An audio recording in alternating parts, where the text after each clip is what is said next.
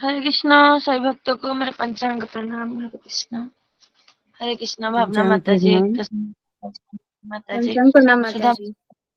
पंचांग प्रणाम।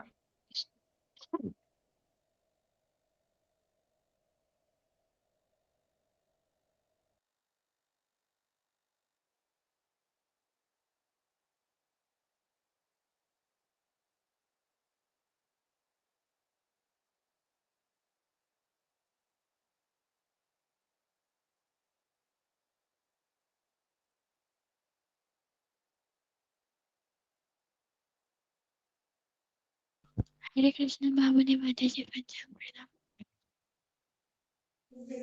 हरे कृष्णा माता जी। हरे कृष्णा सोनाली माता जी, हरे कृष्णा सभी पंचांग भक्तों को प्रणाम। पंचांग प्रणाम, दंडवत प्रणाम। हरे कृष्णा सभी भक्तों को हरे कृष्णा। प्रणाम। हरे कृष्णा प्रभु जी पंचांग प्रणाम। हरे कृष्णा माता जी पंचांग प्रणाम। हरे कृष्णा सभी भक्तों को पंचांग प्रणाम। हरे कृष्णा सुधा माता जी। हरे कृष्णा अनिल माता जी, अनिल प्रभु जी हरे पंचांग माता जी, प्रणाम। हरे अंजलि माता कृष्णा। जी, सभी भक्तों को पंचांग सभी हरे कृष्णा रूबी माता सभी जी। भक्तों को हरे कृष्णा। प्रणाम।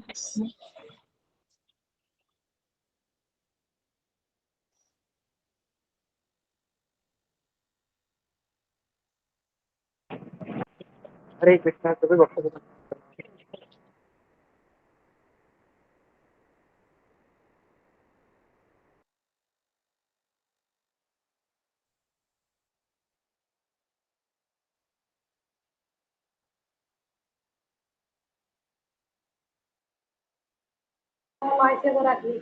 हरे कृष्णा गुरु जी पंचांग प्रणाम।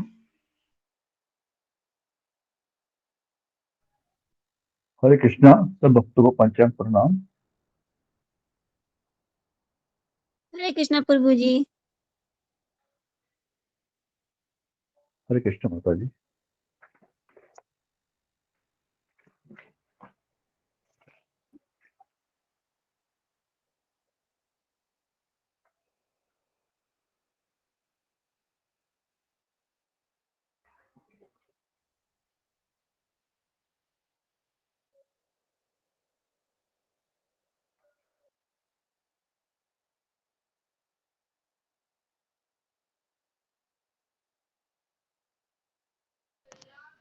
हरे कृष्ण सभी माता जी को प्रभु जी मेरा पंचांग प्रणाम। हरे कृष्णा। हरे कृष्ण माता जी।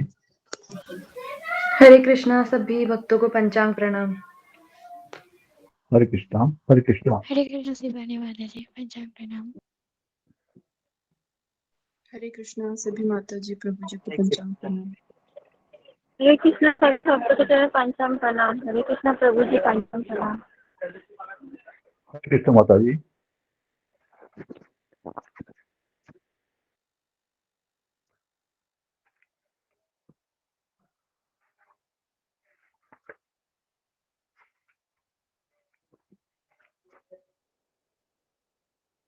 हरे कृष्णा सभी भक्तों को हरे पंचांग कृष्णा प्रणाम। सारे हरे भक्त कृष्णा। वैष्णवों को मेरा पंचांग प्रणाम। हरे कृष्णा हरे प्रभु जी। कृष्ण हरे माता जी। माता हरे जी, कृष्णा।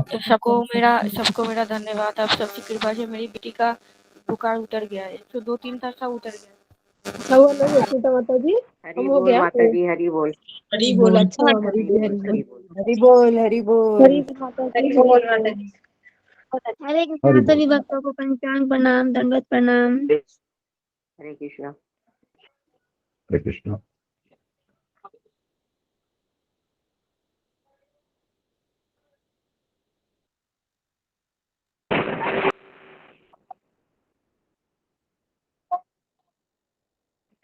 हरे कृष्ण सभी भक्तों को पंचांग।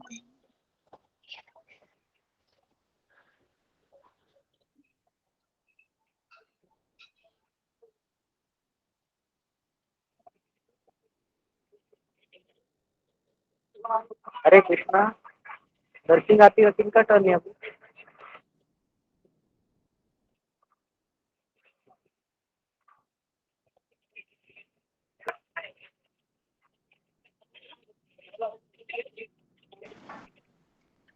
आज किसका नर्सिंग आती है टर्न? हाँ मैं भी वही पूछ रहा हूँ किसका नरसिंह लेट हो रहे हैं।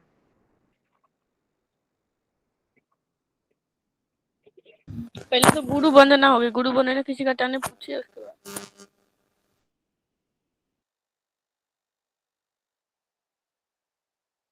आज कृष्ण मोहन प्रभु जी आए नहीं है अभी तक, उनको पता होता है सब। हरे कृष्णा सभी भक्तों को पंचांग प्रणाम। मेरे फोन पे चेक कीजिए ना, वो कृष्ण मोहन प्रभु जी भेजते हैं, पर मेरा मैं चेक करने जाऊंगी तो पूरा मेरा उड़ जाएगा। तो देखिए ना, अगर कोई हो सकता है। पर तो माता जी आप देखिए ना, वो कृष्ण मोहन जी भेजते ना डेट फेल के, দেখো তো একটুখানি ডেট দিয়ে দেখে উনি পাঠান তো। দেখছি। हरे कृष्णा मेरी आवाज आ रही है? माता जी थोड़ा थोड़ा आ रहा है, थोड़ा फोन का घुमाइए थोड़ा।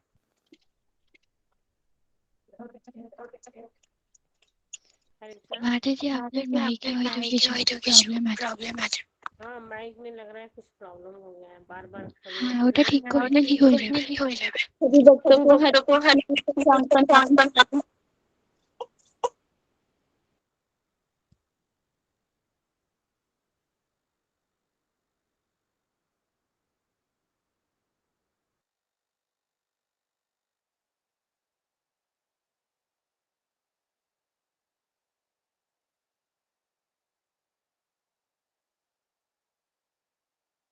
हरे कृष्णा सभी भक्तों को पंचांग प्रणाम।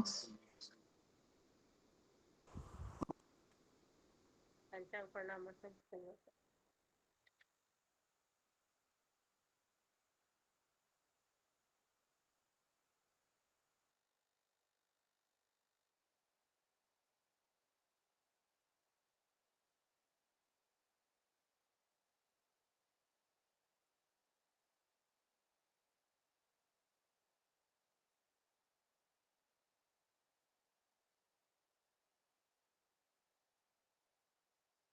कोई चरणजीत माता जी का है आज।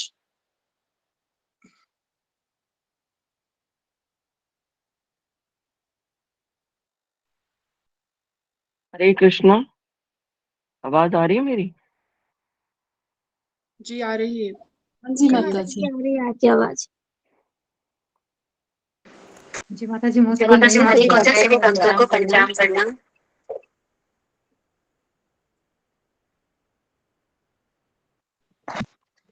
ज्यादा प्रेजेंट नहीं करते, कोई मेरे साथ बोलेगा तो मैं बोल लूंगी। हरे कृष्णा म्यूजिक ज्वाइन नहीं प्रतिभा माता जी आपकी आवाज बहुत अच्छी है, आप मेरे साथ ही बोलिए ना। नर्सिंग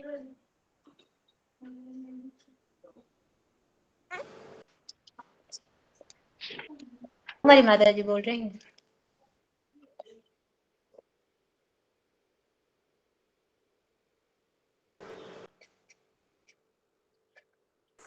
हरे कृष्ण ममता कुमारी माता। हाँ माता जी बोलिए। आवाज आ रही है आपको? अभी किसकी आवाज इको हो रही है, आवाज इको हो रही है। एक सेकंड, मेरे वो ब्लूटूथ हटा के बात करते। अभी आ रही है आपको? अभी ठीक आ रही है? जी अभी आ रही है। हाँ ठीक आ रही है माता जी। ठीक आ रही है। हाँ हाँ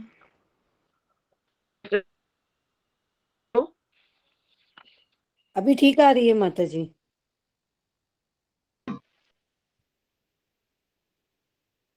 अब आ रही है आपको हाँ मेरी जी आवाज? एकदम। हाँ हाँ जी जी बहुत माता अच्छा जी आवाज आपकी आ रही आवाज है माता जी। क्लियर आ रही है। पंचांग प्रणाम सभी भक्तों को। क्लियर आ रही है। हरे प्रतिभा कृष्णा सभी भक्तों को पंचांग प्रणाम। हरे कृष्णा कृष्ण कृष्ण हरे कृष्णा हरे, गुरु जी। हरे राम हरे कृष्णा गुरु जी हरे पंचांग कृष्णा गुरु जी पंचांग प्रणाम। कृष्ण गुरु जी पंचांग हरे कृष्ण हरे कृष्ण प्रणाम गुरु जी। हरे कृष्णा हरे कृष्ण गुरु जी पंचांग प्रणाम। हरे कृष्ण हरे गुरु जी कृष्ण पंचांग प्रणाम। हरे कृष्ण हरे कृष्णा गुरु जी पंचांग प्रणाम। हरे कृष्ण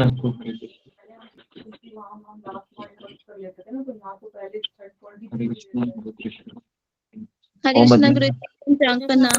पंचम सभी भक्तों से वैष्णव को हरे मेरा पंचम कृष्ण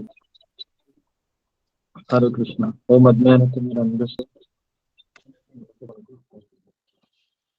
ओम अज्ञानतिमिरन्धस्य ज्ञानाञ्जनशलाकया चक्षुरुन्मीलितं येन तस्मै श्री गुरुवे नमः। जय श्री कृष्ण चैतन्य प्रभु नित्यानंद श्री अद्वैत गदाधर श्रीवासादि गौर भक्त वृंद।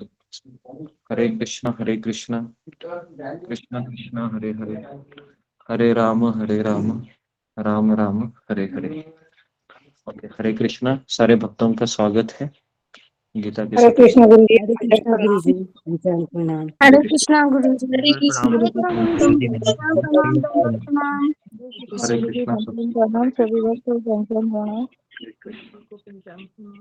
जी। तो सबका स्वागत है भगवत गीता के सत्र में। तो अभी हम श्रीधाम मायापुर में है, नवद्वीप में। आज हम 3 जगह पर गए थे। करीबन हम 9 से 12 3 घंटा हम ऑनलाइन दिखाए थे। आप में से कितने भक्तों ने ऑनलाइन अटेंड किया था 2 घंटा 3 घंटा इस समय तक? ओके। पूरे 12:30 बजे तक किया था गुरु। हाँ जी पूरा किया। जी, बहुत सारा चीज हमने बताया है ना। तो आपको 2-3 घंटा आपको ऐसा लग रहा होगा कि मैं भी साथ में उनके साथ चल रहा हूँ, चल रही हूँ, ऐसा आपको लगा होगा, है ना। अगर आप ध्यान से अगर सुन रहे होंगे, है ना, उस सड़क उस रास्ते के ऊपर हम पूरा कीर्तन करते हुए हम चले। करीबन 35 लोग हैं हमारे साथ। हमारे ग्रुप के हैं, ऑनलाइन सत्संग के ग्रुप के ही हैं। तो भगवान ने 130 लोगों में से 35 लोगों को चुना, है ना। अगले समय आपको भी चुन सकते हैं भगवान माया यात्रा में, है ना। तो अभी हम ऋषिकेश यात्रा में हम वापस मिल सकते हैं मई महीने में। और भक्तों के साथ मिलके यात्रा करने का एक जो आनंद होता है वो अनोखा होता है, अलग आनंद होता है। तो आप आने की हरे चेष्टा कृष्ण करें। गुरु जी, सभी भक्तों को मेरा जी। पंचांग प्रणाम। गुरु जी, वहाँ पे नीम का पेड़ था, इसलिए उनको निमाई बोलते हैं चैतन्य महाप्रभु। हाँ जी। ओके जी। तो अभी हम आगे बढ़ते हैं। ओम अज्ञानतिमिरन्धस्य जी ज्ञानांजन शलाकया चक्षुरुन्मीलितं तस्मै गुरवे नमः। जी। हरे कृष्णा कृष्ण कृष्ण हरे हरे, हरे राम राम राम।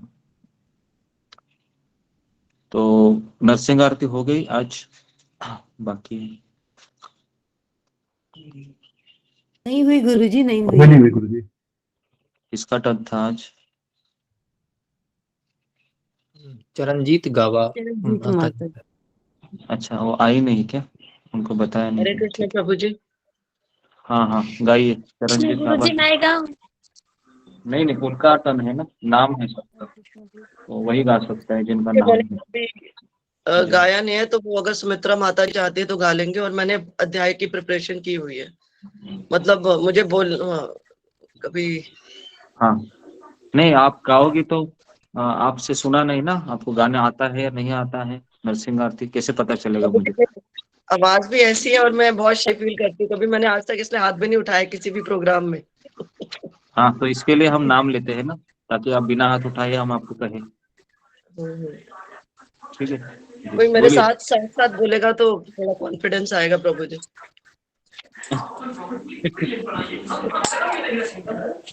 हाँ, मंदिर में ठीक तो है। इकट्ठे भक्त गा लेते हैं, मैं तो जैसे सुबह। जी, तो आप कल नरसिंह आरती गाइए। आज ये सुमित्रा माता जी कैसी गाती है देखो, और ठीक उसके है। बाद फिर कल आप गाओ, प्रिपरेशन। हाँ चलो बताइए, सुमित्रा गाओ जल्दी।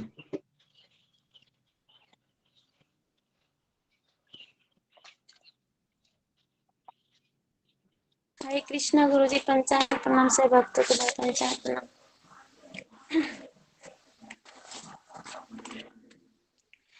नमस्ते नरसिंहाय, नमस्ते नरसिंहाय,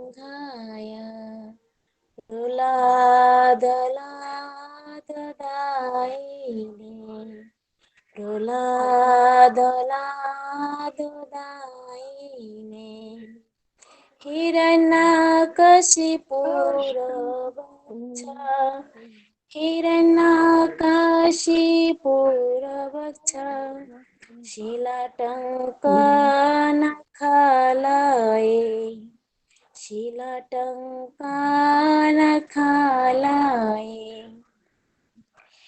इतो नरसिंह परतो नरसिंह इतो नरसिंह परतो नरसिंह यतो यतो यामि ततो नरसिंह यतो यतो यामि ततो नरसिंह बहिर्नरसिंह हृदये नरसिंह बहिर्नरसिंह हृदये नरसिंह नरसिंहम् आदिं शनं प्रपदे नरसिंहम् आदिं शनं प्रपदे तव करकमलवरे नखाम् अद्भुत शृङ्गा दलित हिरण्यकशिपु तनुभृङ्गा हरे कृष्ण केशवधृता नरहरि रूप जय जगदीश हरे जय जगदीश हरे जय जगदीश हरे तब कर कमल बरे नखाम अद्भुत श्रृंगार दलित हिरण्यकशिपु तनुभृङ्गा केशवधृत नरहरि रूप जय जगदीश हरे जय जगदीश हरे जय जगदीश हरे जय नरसिंहदेव नरसिंहदेव नरसिंहदेव जय नरसिंहदेव जय प्रहलाद महाराज प्रहलाद महाराज प्रहलाद महाराज जय प्रहलाद महाराज जय जय प्रभुपाद प्रभुपाद प्रभुपाद जय प्रभुपाद जय जय प्रभुपाद प्रभुपाद प्रभुपाद जय प्रभुपाद निताई गुरु हरे कृष्ण गुरु जी पंचांग प्रणाम क्षमा कीजिएगा गुरु जी माता जी हरि बोल बहुत बहुत सुंदर गाया माता जी आपने। बहुत सुंदर माता जी बहुत हरे बोल हरे कृष्ण बहुत हरे सुंदर। कृष्ण हरि बोल। जी। चरण गबा हरे कृष्ण गुरु जी पांचांग प्रणाम। जी, चरण गबा जी हाँ शुरू करो। कल क्या हमने पढ़ाई किया था? हाँ जी, हरे कृष्ण प्रभु जी और सब भक्तों को पंचांग प्रणाम। कल हमने अध्याय 18 शुरू किया था, जिनका अध्याय का नाम है उपसंहार संसार की विधि। इस अध्याय में अर्जुन श्री कृष्ण से प्रश्न कर रहे हैं कि त्याग और संन्यास में क्या श्रेष्ठ है। अधिकतर लोग त्याग और संसार को समान समझते हैं, परंतु इन दोनों में अंतर है। शुद्ध भक्त कहते हैं कि जो भौतिक इच्छा पे आधारित कुछ कार्य करने होते हैं और जो उनका परित्याग कर देते हैं उनको सन्यासी कहते हैं। सारे कर्मों के फलों को त्यागी कहते हैं। चैतन्य महाप्रभु कहते हैं कि चाहे आप घर पर रहें या वन में हो, हरि का नाम हमेशा जपते रहना है। दूसरे श्लोक में हमें भगवान कर्म के फल को छोड़ने को कह रहे हैं। तीसरे श्लोक में यह बताया गया है कि 3 चीजों को कभी छोड़ा नहीं जा सकता, यज्ञ, दान और तपस्या। चौथे श्लोक में बताया है कि यज्ञ, दान और तपस्या का परित्याग कभी नहीं करना चाहिए, क्योंकि अपवित्र आत्मा भी इससे पवित्र हो जाती है। यह सब रोजमर्रा की जिंदगी में यज्ञ, दान, तपस्या सम्मिलित कर सकते हैं, जैसे एकादशी का उपवास रखना, आचार्यों के आविर्भाव तिरुभाव पर उपवास रखना, सुबह ब्रह्म मुहूर्त पर जप करना। आगे बढ़ते हुए छठे श्लोक में भगवान कहते हैं कि सारे कर्म को आसक्ति के बिना करना चाहिए, परंतु बिना कर्म फल के बिना हम कार्य नहीं कर पाते, क्योंकि हमारी यह बचपन से आदत हो जाती है। सबसे ज्यादा अपेक्षाएं पति पत्नी के रिश्ते में और माँ बेटे के रिश्ते में होती हैं। श्री कृष्ण कहते हैं हर कार्य कर्तव्य के रूप में करना चाहिए। 7वें श्लोक में भगवान ने कहा कि अपने कर्तव्य को जो त्याग करता है उस त्याग को तमोगुणी कहा गया है।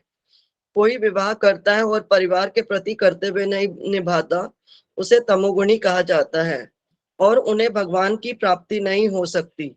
8वें श्लोक में श्री कृष्ण कहते हैं जो अपने कर्तव्य को कष्टदायी समझकर या शारीरिक कष्ट की वजह से अपने कर्मों को त्यागता है वह रजोगुणी क्रिया कहलाई जाती है। इस त्याग का फल कभी नहीं मिलता। 9वें और 10वें श्लोक में कहा गया है जो अपने कर्तव्य को निष्ठा पूर्वक करता है, अपने कर्म फल की इच्छा न करते हुए कर्म करता है, इसे सतुगुणी त्याग कहते हैं। इससे वह सब कुछ कृष्ण को केंद्रित में रखकर सारे कार्य करता है और फल उनको अर्पण करता है। सतुगुणी व्यक्ति कभी अशुभ कार्य से घृणा नहीं करता और ना ही शुभ कार्य से आसक्त होता है। 11 श्लोक में पता चलता है कि मनुष्य के लिए कर्म को त्यागना असंभव है, परंतु जो सच्चा त्यागी वही है जो कर्म के फलों को त्याग करता है। मनुष्य के लिए ये कर पाना कठिन है, परंतु अभ्यास और वैराग्य से यह सब संभव है। अभ्यास में ये और वैराग्य में दो चीजें आती हैं, तीनों सत्रों का उपस्थित रहना और गुरु की आज्ञा का पालन करना। हरे कृष्ण। हरि बोल हरि हरे बोल। कृष्ण माता जी, बहुत हरि बोल हरि बोल बहुत बहुत अच्छा है। बहुत अच्छा माता जी। हरे कृष्ण। प्रभु जी पहली बार मैंने बोला किसी भी शायद इतनी एज में फर्स्ट टाइम मैंने बहुत अच्छा बोला वेरी गुड, अच्छा है। आपका नसीब अच्छा है कि आप पहली बार बोली, वो भी गीता के बारे में बोली, है ना? हाँ जी प्रभु जी। तो ये ज्यादा जरूरी है। ओके, हाँ, तो हम अभी आगे बढ़ते हैं। जी, तो हम 18वां अध्याय चर्चा कर रहे हैं भगवत गीता का, और हम कितने हमारे श्लोक हुए थे? 11 हो गए प्रभु। 11 हो गए। कुछ अनाउंसमेंट करना है? गुरुजी आज कोई खास नहीं है। ठीक है। 15 तक आपने पढ़ने के लिए बोल दिया था, लोग पढ़ दिए थे, लेकिन 11 तक आपने बताया था गुरुजी। ठीक है, अब हम आगे बढ़ते हैं जी। तो 11वां श्लोक मैंने बताया था, भगवान कृष्ण कहते हैं कि एक देहधारी प्राणी, मतलब जिन्होंने शरीर को धारण किया है, उनके लिए भगवान कहते हैं कि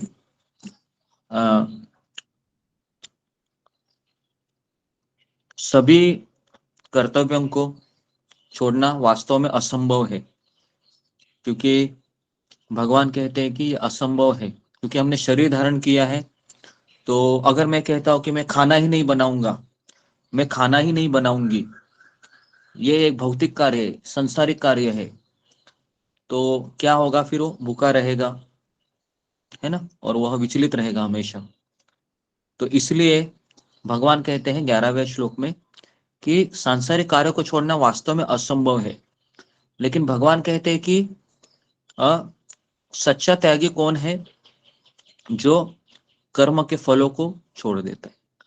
और हालांकि हम ये कहते हैं कि अभी मैं अगर आपको ये सवाल करूं कि संसार को छोड़ना आसान है या कर्म के फल को छोड़ना आसान है, और क्यों? फिंगर को रेज कीजिए जरा, दोनों में से आसान क्या है? ओके जी, ओके, नेहा तिवारी। गुरुजी, संसार को छोड़ना आसान है, काम मतलब वो जो बोलना चाहिए एक शब्द जो काम चोर टाइप का एक वो रहता है, उससे हम मतलब हम बचने के लिए छोड़ देते हैं कि हाँ हम संसार का काम है, हम ये नहीं करेंगे, हम वो नहीं करेंगे। लेकिन हम जब अपने कर्तव्यों को पूरे लगन से और उससे करते हैं तो कहीं ना कहीं जो अपेक्षा करने की मनुष्य की आदत है तो वो उससे हमारा स्वभाव में आ ही जाता है। कहीं ना कहीं हम उससे बच नहीं पाते हैं, हमसे हो ही जाता है कि हम मतलब उसके फल को छोड़ें, कभी ना कभी हम आशा कर ही बैठते हैं। हरे कृष्णा। ठीक है, ओके जी। और एक जी सीमा शर्मा माता जी। जी जो नेहा तिवारी माता जी ने बोला वही है मेरा आंसर। जी जी ओके। उसके बाद इसके अलावा अगर किसी का उत्तर है या जी ओके जी विशाल इकावे हैं। हरे कृष्ण प्रभु जी दंडवत प्रणाम। क्या आप मेरी आवाज आ रही है? मेरा आवाज आ रहा है? आ रही है प्रभु। जी जी ठीक है, मैं ट्रैवलिंग में अपना अकेले संसार के कर्म छोड़िए तो हम कर्तव्य से दूर हो जाएंगे जी जी और हम ये हमें कर्म बंधन में जो तमोगुनी में आता है। हाँ, भगवान ने कहा है कि संन्यास लेना मतलब संसार के कर्म को छोड़कर तुम कर्तव्य छोड़ रहे हो और कर्म फल की अगर आकांक्षा इच्छा नहीं रखते हो तो तुम्हें कर्म बंधन नहीं लगेगा। हाँ ओके तुम करो। तो कर्म फल को जैसा कि मुझे ऐसा लगता है कि कई लोगों का यही कहना है कि संसार को छोड़ना आसान है लेकिन कर्म के फल को छोड़ना कठिन है। ठीक है, तो दोनों में से संभव मुझे यही लगता है कि हमने कई लोगों को देखा भी है कि संसार को छोड़ते हुए भी देखा है परेशानियों के कारण, है ना। तो परेशानी होती है तो हम देखते हैं कि ये वृद्धाश्रम क्यों खोले गए हैं। अगर आप सोचोगे वृद्धाश्रम खोलने का एक ही कारण है कि घर में जो बूढ़ा व्यक्ति है वो परेशानी का कारण बन रहा है ना। तो इसके लिए हम एक जगह पर शिफ्ट कर देते हैं। या फिर ये डाइवोर्स क्यों होते हैं या फिर ये तलाक क्यों होते हैं, इसका कारण क्या है कि मुझे इस व्यक्ति से मुक्ति चाहिए, बेसिकली वो मुझे नहीं रहना है ना। लेकिन कर्म के फल को छोड़ना बहुत कठिन है। किसी ऐसे व्यक्ति को देखा है आपने जो पूरा कंपनी में काम करेगा लेकिन पूरा सैलरी है वह किसी दूसरे के लिए दे देगा। कभी सुना है आपने, ऐसे सुना भी है कभी? बताइए कितने लोगों ने ऐसा सुना है कि वो काम करेगा 8 घंटा। सुना है, पूरा सैलरी है, पूरा सैलरी है, मतलब पूरा कर्म फल बोल रहा है वो अभी यहाँ पर में, क्योंकि यहाँ पर भगवान कुछ कह रहे हैं कि कर्म का फल ही वो पूरा छोड़ रहा है। अगर आपने सुना होगा तो आप बहुत नसीबवान व्यक्ति है, अगर आपने देखा होगा तो और नसीबवान व्यक्ति है, क्योंकि संसार में ऐसा व्यक्ति देखना बहुत कठिन है जो गुरुजी पूरा ऐसा तो अपना कोई नहीं देखा। देखा नहीं है। कौन है, जरा फिंगर को रेज कीजिए कि अगर आपने देखा है कि पूरा ऐसे कंपनी में काम करते हैं और पूरा अपना जीवन है ना, सारा एकदम जो भी पैसे उसको मिलते हैं वो एक तो भगवान के पेटी में डालता है, नहीं तो दूसरों के लिए खर्चा करता है, लेकिन अपने लिए कोई चीज खर्चा नहीं करता है। केवल पैंट शर्ट या जो भी उसका 2 टाइम का खाना है बस उससे वो संतुष्ट होता है। ओके, अच्छा है, आप इतने लोगों ने देखा है, 1 2 3 4 5 6 7 8 9। तो एक तरीके से ये बहुत ही अच्छा है कि अगर आपने देखा होगा तो ऐसे, है ना, लोगों को, है ना। तो मैं किसी एक व्यक्ति को पूछता हूँ कि आपने किसी को देखा है करके। जी मीना कुमारी माता जी, हाँ बोलो, किसने देखा है आप? हरे कृष्णा हाँ पंचांग दंडवत प्रणाम गुरु जी। प्रभुपाद जी हैं, परम पूज्य राधानाथ स्वामी जी महाराज हैं। प्रभुपाद हाँ जी हाँ जो है टोटल छोड़ के गए ना। हमारे सामने इतने उदाहरण हैं, इस्कॉन में तो भरे पड़े हैं प्रभु जी, जो है मतलब हाँ किसी हाँ को ना नहीं। आप हैं गुरुदेव, मतलब आप जो भी कर रहे हैं वो पूरा जो है मतलब आप कहाँ, ये पूरा एकदम सिस्टम ही इस तरीके का है। हरे कृष्णा गुरुदेव। सही हाँ बोला हाँ माता जी। सबसे पहले तो ये हमारे गुरु जी हैं, उन्होंने सब कुछ छोड़ गुरु जी दिया। का नाम ही सबसे पहले आता है। हरि बोल। जी। तो मैं एक्चुअली ये नाम आपसे सुनना चाह रहा था कि आपके कोई परिचित में है ऐसा, इस्कॉन के बाहर में बोल रहा हूँ, इस्कॉन के बाहर किसी को आपने सुना है ऐसे जो वो ऐसे नहीं कार्य होगा करते हैं गुरुजी। ऐसा। नहीं सुना है, नहीं नहीं सुना गुरुजी है नहीं। गुरुजी। नहीं गुरुजी, नहीं ईश्वर सुना के बाहर तो कोई नहीं है। हाँ कोई नहीं है, मतलब ये इस्कॉन इसका में ही नहीं सुना आपको है। देखने को मिलेगा। है गुरुजी, मैंने देखा है, मैं मिला हूँ, मेरे जी रिश्तेदारी में है। गुरुजी, मैंने भी देखा। जी जी, अगर आपने देखा होगा। हाँ, आ जाए। हाँ,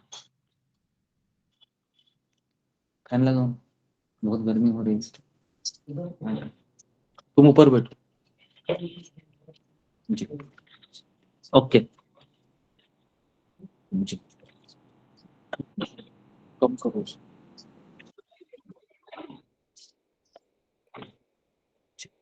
तो अभी हम आगे बढ़ते हैं 12वें। बड़ा तो गर्मी हो रही है। हाँ, तो अभी हम 12वां श्लोक हमने कर लिया था।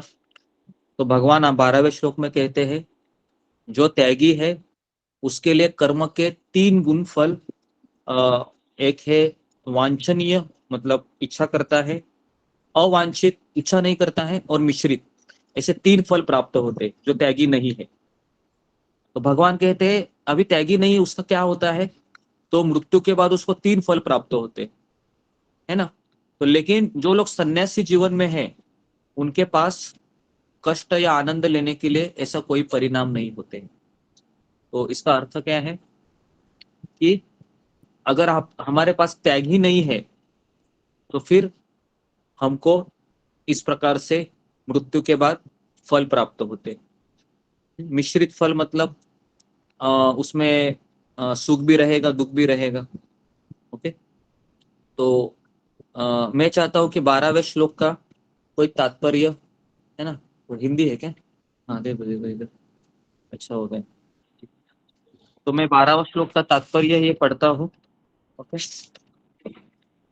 कि जो कृष्ण भावनामय व्यक्ति कृष्ण के साथ अपने संबंधों को जानते हुए कर्म करता है वह सदैव मुक्त रहता है, अतएव मृत्यु के पश्चात अपने कर्म फलों का सुख दुख नहीं भोगना पड़ता। तो इष्ट अनिष्ट और मिश्रित ये 3 फल प्राप्त होते हैं जो व्यक्ति त्यागी नहीं है। तो अब अभी हमको ये सोचना है कि मुझे त्याग किसका करना है, ये सबको क्लियर है। हम लोग यहाँ पर भगवत गीता के सत्र में आ रहे हैं, तो हमने यहाँ पर कभी कृष्ण से सुना नहीं है कि हमें संसार को छोड़ना है। हमने यही सुन रहे हैं कि जो हमारा लगाव है संसार के प्रति, हमारे परिवार के प्रति, उसको हमको छोड़ना है। समझ में आ रहा है ना? ये एक लाइन भी अगर हम फॉलो करेंगे ना तो समझने का कि 90% गीता मुझे समझ में आई। एक लाइन केवल कि मुझे संसार में ही रहना है लेकिन मुझे संसार के लगाव को छोड़ना है और कृष्ण से लगाव करना है। तो ये एक लाइन में कर्मयोग है। ओके, तो इसके लिए अगर किसी को लग रहा है कि गीता में ये लिखा हुआ है कि संसार को छोड़ देते हैं और बस कृष्ण का भजन करते हैं, लेकिन कृष्ण इस तरीके से कहीं पर भी हमें बताते नहीं है। तो इसीलिए किसी का पति कैसा भी हो सकता है ना, बुरा हो सकता है, जुआरी हो सकता है, शराबी हो सकता है, या फिर मांसाहारी हो सकता है, या फिर कोई भी हो सकता है ना। लेकिन जिस तरह से हमें जितना हम भक्ति करने के लिए पोषक वातावरण है, मेरा माला हो रहा है, कथा सुनने को मिल रहा है, कोई बात नहीं है ना। जैसे हमेशा एक उदाहरण आता है रावण का। तो रावण की पत्नी का नाम मंडोदरी था और रावण ये इतना नीच प्रकार का पुरुष था कि कई प्रकार के कई लोगों से उन्होंने स्त्री को अपने महल में रखा था, लेकिन फिर भी मंडोदरी है उसको समझाती रही कई बार, है ना। तो इस तरीके से कई उदाहरण शास्त्र में लिखे हुए हैं। तो भगवान है कहते हैं कि इस तरीके से जो परिवार में रहते हुए हमके हमारे कर्मों को करना चाहिए।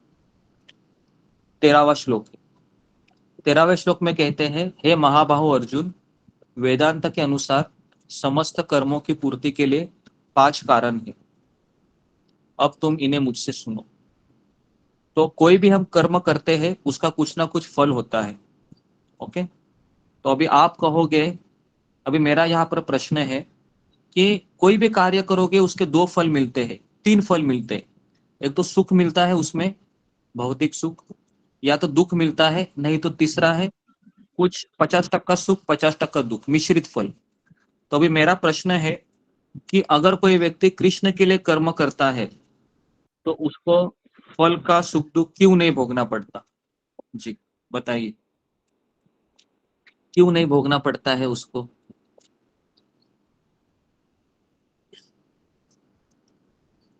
जी ममता पाल। हरे कृष्णा गुरु जी, क्योंकि वो सभी उनके जो सुख दुख है या जो भी कर्म है और कर्म के जो भी फल है वो सभी वो कृष्ण के ऊपर अर्पित करते हैं। तो इस वजह से उसको कुछ फर्क नहीं पड़ता कि कुछ कर्म बुरा करे या शुभ हो या अशुभ हो, तो वो कृष्ण के ऊपर ही आश्रित रहता है, इसीलिए उसको सुख दुख का फर्क नहीं पड़ता है।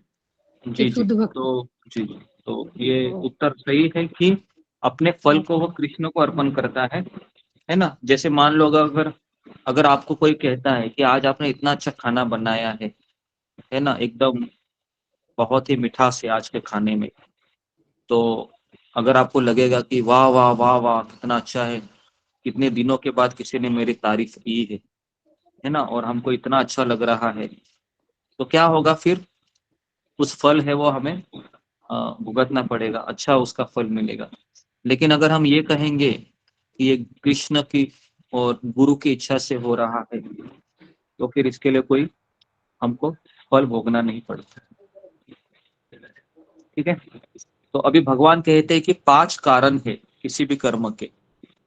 तो कई लोग कहते हैं कि अगर जैसे कोई भी कार्य संपन्न होता है तो लोग कहते हैं कि मैंने इसको किया, है ना, मेरे कारण ये हुआ, मैंने इतना जोर लगाया, इतना बुद्धि लगाई, रात रात भर मैंने पढ़ाई किया, दिन रात मैंने जॉब किया, या फिर मैंने पूरा जिंदगी भर मैंने परिवार के लिए ही दिया। ऐसा कई लोग बोलते हैं और ये कहते हैं कि अगर मैं नहीं होता तो तुम्हारा संसार ही नहीं चलता था। लेकिन भगवान अभी कहेंगे कि तुम अकेला कारण नहीं है, कोई भी कार्य करने के लिए 5 कारण है, 5 लोग हैं। कोई भी कारण ले लो, खाना बनाना ले लो, या मैं एक बार रास्ते पर मैं चल रहा हूँ, एक साधारण कार्य ले लो, उसमें भी 5 लोग इन्वॉल्व है। तो भगवान अभी 14वें श्लोक में लिखकर बोलेंगे कौन है वो 5 लोग। पहला है अधिष्ठानम, मतलब शरीर। ये शरीर ही नहीं होगा तो क्या लगता है आप खाना खा सकते हो, पानी पी सकते हो? नहीं। ठीक है, तो शरीर। उसके बाद है कर्ता। कर्ता मतलब जो आत्मा है ना, शरीर के भीतर।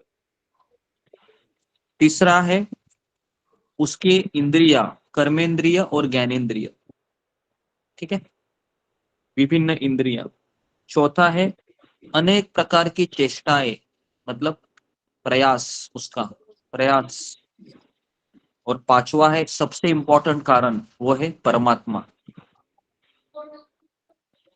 तो ये 5 लोग कारण है, कोई भी कार्य ले लो आप। गुरुजी चौथा कारण क्या बताया आपने? शरीर, आत्मा, उसकी इंद्रिया, परमात्मा, और बीच में चौथा क्या बताया आपने?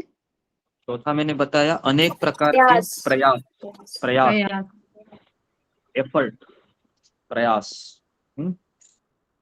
तो देखिए अभी शरीर है, आत्मा है, इंद्रिय है, ये समझ में आती है मेरी, ठीक है। लेकिन अभी समझ में एक चीज नहीं आ रही है कि अगर मैं बहुत प्रयास कर रहा हूं, जैसे मान लो मुझे अमेरिका जाना है, मैं बहुत प्रयास कर रहा हूं, मैंने पासपोर्ट भी बना लिया, मैंने पढ़ाई भी की, मैंने सरकार से, है ना, जो भी रिक्वायरमेंट है सारी पूरी की है, मैंने पी फॉर्म भरा मैंने, उसके बाद वो पुलिस का भी कुछ रहता है लीगली, वो भी मेरा सेटल हो गया, इतना सब हो गया, है ना। लेकिन सबसे इंपॉर्टेंट कारण है इन 5 में, वो कौन है? कौन बताएगा? 5 में परमात्मा की अनुमति। परमात्मा की अनुमति। जी, परमात्मा की अनुमति ही नहीं है ना। तो क्या होगा, कितना भी आप प्रयास करो, चेष्टा, कितने भी आप चेष्टाएं करो, प्रयास करो, हमको फल नहीं मिलेगा। इसके लिए कई मोटिवेशनल सेमिनार सुने हैं आपने? यूट्यूब में कई मोटिवेशनल सेमिनार होते हैं, कहते उठो, लड़ो, करो, है ना, ऐसा बोलते हैं वो। और एकदम ऐसा लगता है कि शरीर के अंदर खून है वो खोलने लगता है। देखा है आपने ऐसे सेमिनार, है ना? तो अभी ये जी मोटिवेशनल गुरुदेव। सेमिनार है, ये एक चीज भूल जाते हैं। क्या भूल जाते हैं? कि परमात्मा भी बीच में है ना? तो इसके लिए वो कहते हैं, कितने लोग हैं वो सोचते हैं मैं मोटिवेशनल सेमिनार अटेंड करूंगा और जिंदगी में आगे बढ़ूंगा, लेकिन ऐसा नहीं होता है। मोटिवेशनल सेमिनार ये किसके लिए होते हैं? जो आलसी व्यक्ति है तो तमोगुण में, उसको रजोगुण में आने के लिए होते हैं। मोटिवेशनल सेमिनार रजोगुण में लाता है। समझ में आ रहा है? तो इसके लिए अपने बच्चों को मोटिवेशनल सेमिनार से अच्छा है कि सबसे बड़े मोटिवेशनल स्पीकर कौन है? भगवान श्री कृष्ण, है ना? हाँ, तो उनको उनको वो सेमिनार दे दो। कृष्ण के सेमिनार है, हम पढ़ रहे हैं अभी। कृष्ण कह रहे हैं 5 लोग इंपॉर्टेंट है। पहला है शरीर, दूसरा है कर्ता मतलब आत्मा, तीसरा है कर्मेंद्रिय ज्ञानेंद्रिय, चौथा है प्रयास और पांचवा है परमात्मा। कितना भी प्रयास करेंगे हम, लेकिन अगर परमात्मा का सैंक्शन नहीं है तो क्या होगा? जिंदगी ऐसे निकल जाएगी। तो इसके लिए जो सही मोटिवेशनल स्पीकर रहेगा ना, वो क्या बोलेगा पता है? वो अंत में यही बोलेगा, मैं जो भी कुछ बता रहा हूं ये सब होगा, लेकिन एक व्यक्ति के इच्छा से। वो कौन है? भगवान कृष्ण। उसको शरणागत हो जाओ। वो मोटिवेशन ही नहीं देंगे, आपका बेड़ा भी पार करेंगे। आपको केवल उनका सुनना है। ये जो जेन्युइन रहेगा ना वो यही कहेगा, और बाकी के डुप्लीकेट रहेंगे तो पता है क्या बोलेंगे? हमारा कोर्स करो, 10,000 रुपये फी है, 3 दिन का सेमिनार अटेंड करो, 10,000 रुपये लेंगे, कुछ नहीं मिलेगा। समझ में आ रहा है? तो ये बहुत जरूरी है समझना। तो मोटिवेशनल स्पीकर है भूल जाते हैं कि 5 कारण है। वो 4 ही कारण सोचते हैं। नहीं, 4 नहीं, 4 में से वो किस पे ज्यादा जोर देते हैं? चेष्टाएं, प्रयास, है ना? इसी के ऊपर जोर रहता है। प्रयास करो, उठो, लड़ो, आलसी मत करो, है ना? आलसी मत बैठो, कुछ करो। और आपने पता है ऐसे कई मोटिवेशनल स्पीकर है। तो हमारे यूट्यूब में है सबसे एक इस्कॉन के एक भक्त है जो बहुत फेमस है, मोटिवेशनल स्पीकर है ना? उनका नाम है विवेक बिंद्रा। विवेक बिंद्रा, विवेक बिंद्रा वेणुगोपाल, है। हाँ, विवेक वेणुगोपाल। बिंद्रा, गोपाल जी भी है ना, गौर गोपाल जी। और गोपाल हाँ, जी। गौर गोपाल प्रभु तो प्योरली मतलब वो इस्कॉन के ही व्यक्ति है ना? उनका लिबास भी वैसा ही है।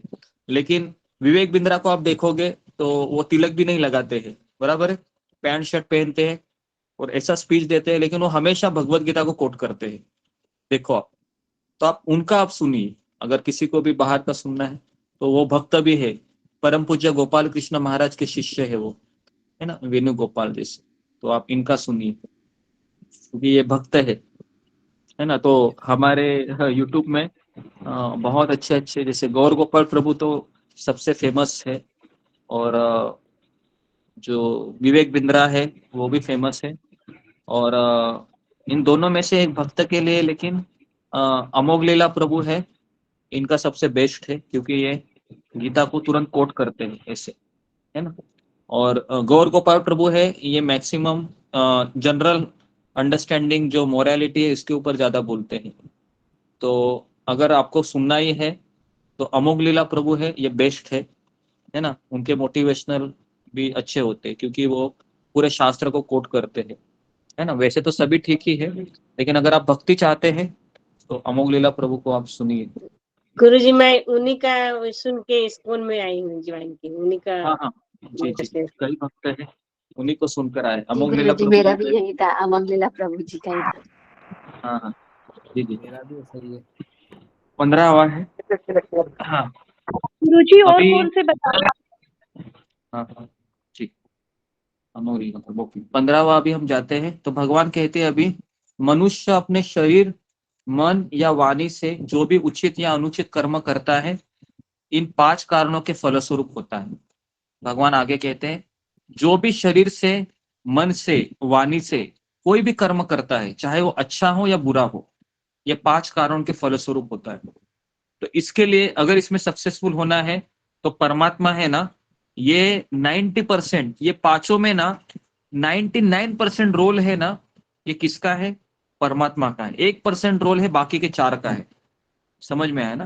क्योंकि भगवान का सैंक्शन नहीं है, हम कितना भी हमारा शरीर हट्टा कट्टा हो, हमारा कर्ता मेंटालिटी भी अच्छा हो, हमारे प्रयास भी सबसे बेस्ट हो, लेकिन परमात्मा हमसे नाराज है, परमात्मा हमारा सैंक्शन नहीं है। कई लोग हमें फोन करके पूछते हैं कि प्रभु जी हमने किसी का कुछ बिगाड़ा नहीं है, हम सबका हम अच्छा सोचते हैं, लेकिन फिर भी मेरे साथ बुरा ही क्यों होता है? क्यों? बचपन से मैं देख रहा हूं मैंने किसी का बुरा नहीं किया है, लेकिन जब भी मैं किसी कार्य में हाथ डालता हूं अपयश ही आता है। मेन कारण क्या है? परमात्मा का सैंक्शन नहीं है। तो अभी किसको खुश करना पड़ेगा? परमात्मा को खुश करना परमात्मा पड़ेगा, को। है ना? उसको खुश करेंगे मेरा एक प्रश्न है तो, गुरुजी, है ना? परमात्मा खुश नहीं होते, वो क्यों टेंशन करते हैं? परमात्मा मतलब कृष्ण। अगर आप कृष्ण की भक्ति करोगे, माला करोगे, है ना, जैसा भी तुम माला कर रही हो, यहाँ पर जितने भक्त है माला कर रहे हैं फिर भी उनके साथ गलत हो रहा है, तो समझने का कृष्ण की इच्छा से हो रहा है। ठीक है ना? कृष्ण की इच्छा से हो रहा है। तो इसके लिए अगर कृष्ण चाहते हैं कि आप अपयशी रहो, जिससे आपकी भक्ति और बढ़ेगी, समझ में आ रहा है ना, तो फिर हम उसको स्वीकार करेंगे। बराबर है कि नहीं? अगर कृष्ण चाहते हैं कि इसको और मैं यश दे दूं ताकि इसकी भक्ति और बढ़ेगी, तो कृष्ण उसको यश देंगे। तो इसीलिए 2 भक्त है हमारे ग्रुप में। एक भक्त के साथ ऐसे भी हो सकता है कि वो माला करने आ रही है रोज, लेकिन फिर भी उसके जीवन में अपयश ही अपयश है। और दूसरा भक्त ऐसा भी हो सकता है जब से माला कर रहा है, कर रही है, चमत्कार ही चमत्कार हो रहे हैं। समझ में आ रहा है? हाँ। तो इसके लिए कृष्ण का प्लान है, इनकंसीवेबल है, उसको हम समझ नहीं सकते। कृष्ण क्या करना चाह रहे हैं मुझे, हम समझ नहीं सकते। इसके लिए बुद्धिमान व्यक्ति क्या सोचता है? कृष्ण आपकी जैसे, आपको जैसे मुझे नचाना है, मुझे नचाइए, है ना? गुरुजी भक्ति अगर बहुत ज्यादा बढ़ गई तो फिर क्या होगा? अभी आप सुनो जरा, रेगुलरली आ जाओ आप। पूनम माता जी, आप रेगुलर नहीं आते हैं तो मैं उनका क्वेश्चन में एंटरटेन नहीं करता हूँ। अच्छा रेगुलर ठीक है। रहिए। Okay okay. जी। गुरु जी, हाँ आपने ये जो 5 कारण बताया, पिछले अध्याय में आपने 3 बताए थे कि मुझे हाँ कंफ्यूजन हो रहा है कि जीव, हाँ जीवात्मा और प्रकृति बताए थे। हाँ बराबर। तो अभी इसमें इसमें 5 को लिखिए आप। अभी मैं इसमें तीनों में आपको डिवाइड करके बता रहा हूँ कि सबसे पहला है कि जीवात्मा मतलब कर्ता। ठीक है? उसमें कर्ता। और प्रकृति में 3 चीजें आती है, उसका शरीर, उसकी इंद्रिय और उसके अनेक प्रकार के प्रयास। ठीक है? और जीवात्मा, परमात्मा और प्रकृति। समझ में आया? तो इसमें प्रकृति को 3 चीजों में डिवाइड किया है। एक है शरीर, दूसरा है विभिन्न इंद्रिय और तीसरा है अनेक प्रकार के प्रयास। तो वही चीज है कृष्ण और थोड़ा सा 3 के 5 करके बता रहे। समझ में आ रहा है ना? 3 का कृष्ण इस अध्याय में 5 करके बता रहे। चीज वही है, थोड़ा सा उन्होंने एक्सप्लेनेशन ज्यादा किया है। तो कंफ्यूज होने की कोई बात है क्या इसमें? कोई बात नहीं। ओके। गुरुजी, आपने ये भी तो बताया था कि जीव जिस चीज की ज्यादा मतलब उसका झुकाव रहता है, जिस चीज की तरफ ज्यादा उसका झुकाव रहता है, तो परमात्मा उसी को सैंक्शन करते हैं। नहीं, मैंने ये कहा था कि झुकाव नहीं कहा था, मैंने ये कहा था कि उसके बैलेंस जितना है, कर्म का बैलेंस जितना है, उतना ही भगवान उसको सैंक्शन करते हैं। जैसे मान लो कि आपके खाते में अगर 500 रुपए है ना, और अगर आपको कोई चीज अगर परचेस करनी है जो ₹450 की है ना, तो कृष्ण उसको सैंक्शन करेंगे। लेकिन अगर आपके खाते में केवल ₹100 ही है और आप चीज चाहते हैं ₹500 की, तो कृष्ण उसको सैंक्शन नहीं करेंगे। समझ में आ रहा है ना? तो खाता कैसे बढ़ता है हमारा? खाता हमारा निष्काम कर्म और भक्ति करने से बढ़ता है ना। अगर मान लो कि हमारा भक्ति अभी छूट गया, आप सभी लोग यहाँ पर आ रहे हैं सत्र में, तो भी आपका गारंटी है कि अगला जन्म आपको धनवान परिवार में होगा, नहीं तो आपका वैष्णव परिवार में होगा। अगर धनवान परिवार में होता है तो आपको जॉब करने की कोई आवश्यकता नहीं है। जैसे आज के सचिन तेंदुलकर का बेटा है, या फिर अमिताभ बच्चन का बेटा है, या विराट कोहली का भी बेटा है, आने वाला जो भी है, तो उन लोगों का क्या है, पुण्य कर्म है, बहुत बड़ा हो गया है भक्ति। तो इसके लिए ये ऐसे ही जीवात्मा रहते हैं, जो है ना, जो पता है ना, सोने का चम्मच लेके पैदा होना, सुना है ना आपने? ये कैसे होता है? ये ऐसे ही होता है, ये भक्ति करके होता है। तो अगर अगला जन्म आपका हुआ तो आप भी कैसे पैदा होंगे? सोने का चम्मच लेके। लेकिन आपको होना है या नहीं होना है, आप डिसाइड कीजिए। ठीक है, ओके। हाँ, नहीं होना गुरुजी। नहीं होना है गुरुजी, नहीं होना है। नहीं होना नहीं होना है। नहीं होना है गुरुजी। और नहीं होना हाँ है। हाँ हाँ, नहीं होना है, नहीं होना है, सुन लिया मैंने, सुन लिया। आपका सब परेशान है लगता है, सोने के चम्मच से भी परेशान है। अच्छा है, आगे बढ़ते हैं। 15वां हो गया अभी। 16वां श्लोक। 16वां श्लोक में भगवान कहते हैं, अतः, हाँ 15 ही हुए थे हमारे, 15 ही हुए थे जी ना? जी जी जी अच्छा, जी। जी, तो अभी हम 16 से 20 में इसको हरे कवर। कृष्ण नहीं गुरुदेव, 14 14 ही हो हुए थे। गए, 14। 14 हो गए, 15वां अलग है, अभी उसका मीनिंग है। 15 होगा। ठीक है, हम नहीं 15वां भी पढ़ते हैं। मनुष्य, 15वां का मैंने, जी सॉरी, उदय। ठीक गुरुजी है। मेरा एक क्वेश्चन है, अगर छोटे बच्चों को भगवत गीता रीड करवाना स्टार्ट करना हो तो किस एज में करवा सकते हैं? अभी हम हैं समर वेकेशन में है, हम भगवत गीता स्टार्ट कर रहे हैं। तो भगवत गीता स्टार्ट करनी है ना, तो तीसरी चौथी स्टैंडर्ड में भी उसको हो सकता है। केवल उनको स्टोरी या स्टोरी कथा के रूप में भगवत गीता प्रेजेंट करना है।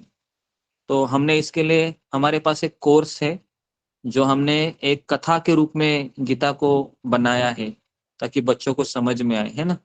तो वो कोर्स हमने लास्ट ईयर में मेरे खुद के बच्चों ने अटेंड किया था कोरोना के सीजन में, तो उसका पीपीटी सब मेरे पास है। तो मैं वो, जैसे ही हमने सोचा है कि हमारे सत्र में जिनके बच्चे हैं समर वेकेशन में फ्री रहते हैं, तो 1 से 1.5 घंटा हम डेली क्या करेंगे, भगवत गीता है उनको पढ़ाएंगे। तो ऐसा सोचा है, तो उसके सारी इंफॉर्मेशन हम ग्रुप में डालेंगे, है ना, इस तरीके से। ओके, गुरुजी आपने तो बहुत अच्छा आगे आंसर बढ़ते बताया। तो 15वां, ठीक है, तो अभी हम गीता के श्लोक रीड करते हैं। तो किनके पास गीता है फिंगर को रेज कीजिए जी। 16, 17, 18, 19, 20। तो आज ज्यादा एक्सप्लेनेशन हो गया मेरा, कल तो फटाफट हुआ था। ठीक है जी, 16वां श्लोक है ये। जी,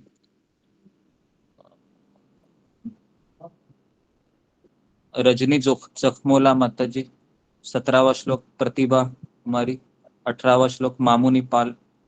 19वां श्लोक ममता कुमारी माता जी। 20वां श्लोक शिनु मिश्रा। 21वां श्लोक रूबी कुमारी माता जी। 22वां श्लोक गौरी राठौड़। 23वां श्लोक सीमा शर्मा माता जी। 24वां श्लोक शिवानी बिष्ट माता जी। 25वां श्लोक सरिता कुमारी। ओके, तो शुरू हो जाइए फटाफट फटाफट। 15वां श्लोक है जी। 24 ही है श्लोक में। हाँ, 15वां श्लोक किसको कहा था मैंने? रजनी जखमोला। हाँ हरे कृष्णा गुरुजी, दंडवत प्रणाम जी, मुझे बोला था।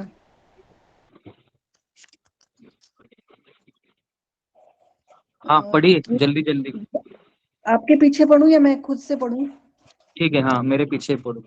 शरीर वाक मनोभी यत् शरीर वाका मनोभिवत कर्म प्रारभते नर कर्मा प्रारब्धे नरः न्यायं वा विपरीतं वा न्यायं वा विपरीतं वा पच्येते तस्य हेतव। पश्येते तस्य हेतवा। अनुवाद पढ़ो। मनुष्य अपने शरीर, मन या वाणी से जो भी उचित या अनुचित कर्म करता है वह इन 5 कारणों के फलस्वरूप होता है। हरे कृष्णा प्रभु जी।